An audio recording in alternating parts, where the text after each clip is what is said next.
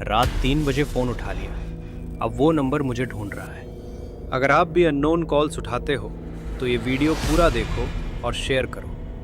एक आम सा लड़का, लेकिन उसकी एक आदत थी, रात में बहुत देर तक मोबाइल चलाना। उस रात भी पूरा घर सो चुका था। पंखे की धीमी सी आवाज़ और बाहर कुत्तों के रोने की आहट के अलावा सब कुछ सन्नाटे में डूबा हुआ था। आदित्य बिस्तर पर लेटा बिना वजह सोशल मीडिया स्क्रॉल कर रहा था। उसकी आंखें थकी हुई थी, लेकिन नींद जैसे उससे नाराज थी। अचानक उसकी नज़र मोबाइल के समय पर गई। 3:02 सुबह। उसी पल उसका फ़ोन ज़ोर से वाइब्रेट हुआ। आदित्य चौंक गया। इस वक्त उसे कोई कॉल नहीं करता था। दिल की धड़कन तेज हो गई। उसने कांपते हाथों से फ़ोन उठाया।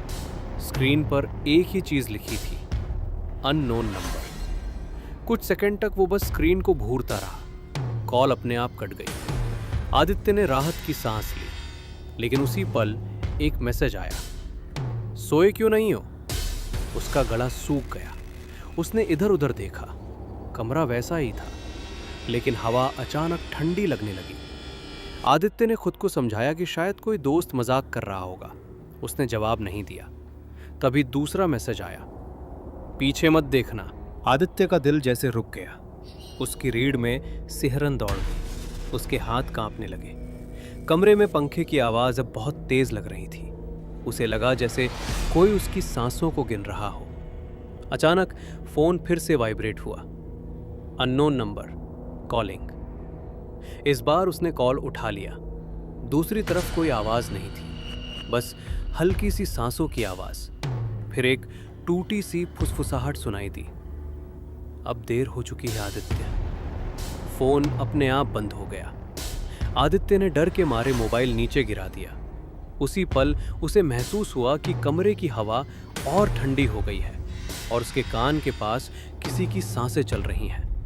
धीरे धीरे उसके कान में एक आवाज़ गूंजी, अब तुम मेरी कहानी हो। और तभी घड़ी फिर से चमकी। 3:02 सुबह। आदित्य ने कॉल को इग्नोर कर दिया, लेकिन उसका दिल जोर जोर से धड़कने लगा। उसने मोबाइल को तकिए के पास रख दिया और आंखें बंद कर ली, जैसे ऐसा करने से सब ठीक हो जाएगा। कमरे में सन्नाटा और गहरा हो गया। पंखे की आवाज़ अब भी चल रही थी, लेकिन उसे लग रहा था जैसे कोई और आवाज़ भी है, बहुत धीमी, लगभग न सुनाई देने वाली। ठीक 10 सेकंड बाद मोबाइल फिर से वाइब्रेट हुआ। वही नंबर, अननोन नंबर। इस बार आदित्य के हाथ कांपने लगे। उसकी उंगलियां ठंडी पड़ चुकी थी। उसने घड़ी की तरफ देखा। समय अब भी वहीं अटका था। 3:02 सुबह। जैसे वक्त आगे बढ़ ही नहीं रहा हो। एक गहरी सांस लेकर उसने कॉल उठा ली। उधर से कोई बोला नहीं, बस धीमी, भारी और टूटी हुई सांसों की आवाज़। वो सांसें इतनी साफ सुनाई दे रही थीं जैसे फ़ोन के उस पार कोई नहीं, बल्कि उसी कमरे में मौजूद हो। हर सांस के साथ आदित्य का दिल और ज़ोर से धड़कता जा रहा था। उसे लगा जैसे कोई उसकी हर हरकत को देख रहा हो, उसकी घबराहट को महसूस कर रहा हो। उसने कांपती आवाज़ में पूछा, हेलो? लेकिन जवाब में सिर्फ सांसों की आवाज़ और गहरी हो गई। अब वो सांसें उसके कान के बिल्कुल पास महसूस होने लगी। आदित्य की आंखें डर से फैल गईं। उसने फ़ोन को कान से हटाकर देखा, लेकिन कॉल अब भी चल रही थी। उसी पल उसे एहसास हुआ, ये आवाज़ मोबाइल से नहीं, बल्कि कमरे से आ रही है। आदित्य ने हिम्मत जुटाकर लेकिन कांपती हुई आवाज़ में पूछा, हेलो? कौन बोल रहा है? उसके शब्द हवा में ही लटक गए। फोन के उस पार कुछ सेकंड तक गहरा सन्नाटा रहा, इतना भारी कि उसकी अपनी सांसों की आवाज़ भी उसे चुभने लगी। फिर अचानक स्पीकर से एक धीमी, ठंडी और बेहद परिचित आवाज़ उभरी, फ़ोन मत काटना। ये सुनते ही आदित्य का शरीर सुन्न पड़ गया। उसकी उंगलियां अकड़ गईं, दिल जोर से धड़कने लगा, क्योंकि जो आवाज़ उसने सुनी वो किसी अजनबी की नहीं थी, वो उसी की आवाज़ थी। हर शब्द, हर ठहराव, वही लहजा, जैसे कोई आईने के अंदर से बोल रहा हो। आदित्य को लगा जैसे उसकी ही परछाई ने बोलना शुरू कर दिया हो। उसके दिमाग में सवालों की बाढ़ आ गई। अगर ये मेरी आवाज है तो फोन के उस पार कौन है? उसने डर के मारे फोन कान से थोड़ा दूर किया, लेकिन आवाज फिर भी साफ सुनाई दे रही थी, जैसे वो शब्द मोबाइल से नहीं उसके दिमाग के अंदर गूंज रहे हों। उसके माथे पर ठंडा पसीना बहने लगा। कमरे की लाइट हल्की सी झपकने लगी और दीवारों की परछाइयां अजीब आकार लेने लगी। फोन से वही आवाज फिर बोली, अब पहले से ज्यादा करीब और धीमी। मैं वही हूं जो तुम हो। आदित्य समझ गया, ये रात अब उसके काबू में नहीं रही। डर ने अब असली रूप ले लिया। आदित्य पूरी तरह घबरा चुका था। दिल इतनी तेज धड़क रहा था कि उसे लगा अभी सीने से बाहर निकल आएगा। डर के मारे उसने बिना कुछ सोचे समझे कॉल काट दी और मोबाइल को बिस्तर पर फेंक दिया। कमरे में फिर से सन्नाटा छा गया, लेकिन यह सन्नाटा पहले से कहीं ज्यादा डरावना था। अगले ही पल मोबाइल की स्क्रीन अपने आप जल उठी। नोटिफिकेशन आया, लोकेशन शेयर्ड। आदित्य ने कांपते हाथों से स्क्रीन देखी। उसकी सांसें रुक सी गईं। जो लोकेशन दिखाई दे रही थी वो कहीं बाहर की नहीं थी, वो उसी का कमरा था। बिल्कुल वही जगह, वही बिस्तर, वही कोना जहां वो खड़ा था। जैसे किसी ने कमरे के अंदर से ही उसकी लोकेशन भेजी हो। आदित्य को महसूस हुआ कि वो अब अकेला नहीं है, और जो भी था वो पहले से ही उसके बहुत करीब खड़ा है। अचानक आदित्य का फोन अपने आप फिर से बजने लगा। इस बार उसकी वाइब्रेशन सामान्य नहीं थी। वो लगातार घबराई हुई सी कांप रही थी, जैसे मोबाइल खुद किसी खतरे को महसूस कर रहा हो। आदित्य का दिल उछलकर गले तक आ गया। उसने हिम्मत करके धीरे धीरे स्क्रीन की तरफ देखा।